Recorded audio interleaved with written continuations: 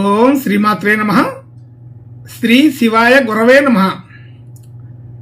యఃకర్త జగతాం భర్త సంహర్త మహసాం నిధి ప్రణమామి తమాదిత్యం బహిరంతస్తమోపహం.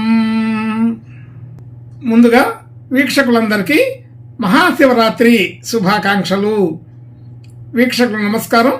నేను మీ దేవులపల్లి రామకృష్ణ శాస్త్రి, ఆర్కే మాతృశ్రీ తెలుగు జ్యోతిషపరమైన యూట్యూబ్ ఛానల్.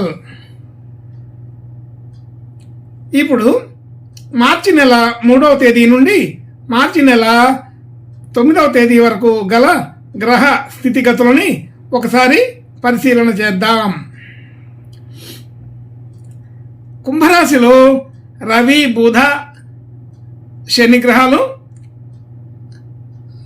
మీనరాశిలో రాహుగ్రహం, అలాగే మేషరాశిలో గురుగ్రహం, కన్యారాశిలో కేతుగ్రహం, వృశ్చిక రాశిలో చంద్రగ్రహం, మకర రాశిలో కుజ శుక్రగ్రహాలు సంచరిస్తున్నాయి. ఇటువంటి గ్రహ స్థితిని అనుసరించి ఈ వారం రాశులకు వార ఫలాలు తెలుసుకుందాం. ఓం శ్రీమాత్రే నమః. ఇప్పుడు ధనుస్సు రాశి వారి గురించి తెలుసుకుందాం. ధనుస్సు రాశి వారికి ఈ వారం కొంత అనుకూలమైన వాతావరణమే కనబడుతోంది.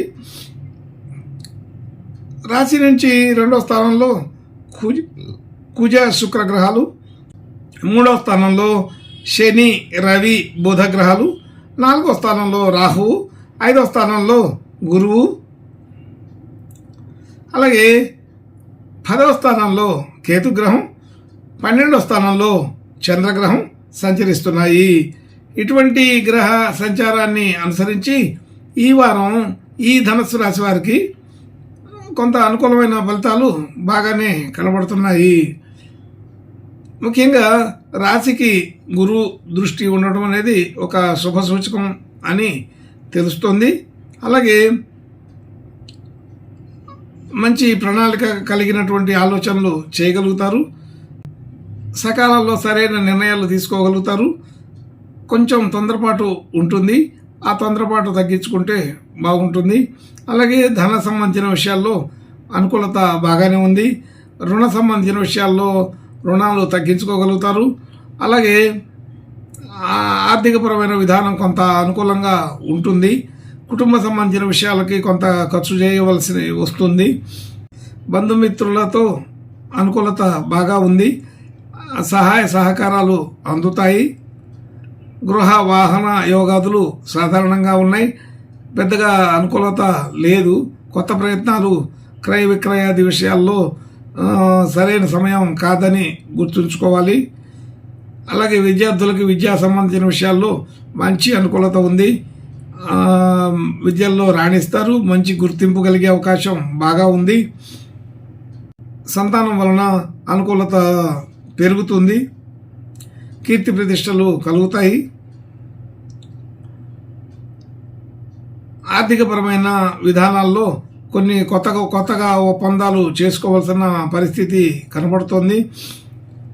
అయితే అవంతా కూడా సరైన సమయం చూసుకొని ఇలాంటి ఆలోచనలు చేస్తే బాగానే కుదురుతాయి. ఆర్థిక విధానాలు కొత్తగా ఆలోచన చేయడం మొదలవుతుంది. అలాగే ఆరోగ్య సంబంధించిన విషయాల్లో కొంత సాధారణంగా ఉంది. మిత్రుల సహాయ సహకారాలు అందుతాయి. భార్యాభర్తల మధ్య అనుకూలత బాగానే ఉంటుంది. మిత్ర బృందం కూడా మంచి సపోర్టు ఇవ్వగలుగుతారు. పాత మిత్రుల్ని కలవటం, మాట్లాడడం జరుగుతుంది. మనం పెట్టిన పెట్టుబడులు ఏదైనా ఉంటే అవన్నీ కూడా వృద్ధి చెందుతాయి. అలాగే కొత్తగా పెట్టుబడులు పెట్టడానికి ఇది సరైన సమయం కాదు. భాగ్యస్థితి పెరుగుతుంది. అనుకూలపడే అవకాశం బాగానే ఉంది. అయితే మనం గతంలో చేసిన పెట్టుబడులు, వ్యవహారాదులు అన్నిటికి కూడా ఇప్పుడు వృద్ధి చెందే అవకాశం బాగుంది. కొత్తగా వ్యాపార ప్రయత్నాలు చేసే వాళ్ళకి ఇది అనుకూల సమయం కాదు. వ్యాపార సంబంధించిన విషయాల్లో కొంచెం జాగ్రత్తగా ఉండాలి.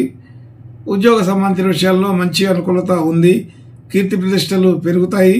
అలాగే పని ఒత్తిడి కూడా పెరిగే అవకాశం ఉన్నది. కొత్తగా ఉద్యోగ ప్రయత్నాలు చేసే వాళ్ళకి కూడా ఇది సరైన సమయమే, అనుకూలపడే అవకాశం బాగానే ఉంది.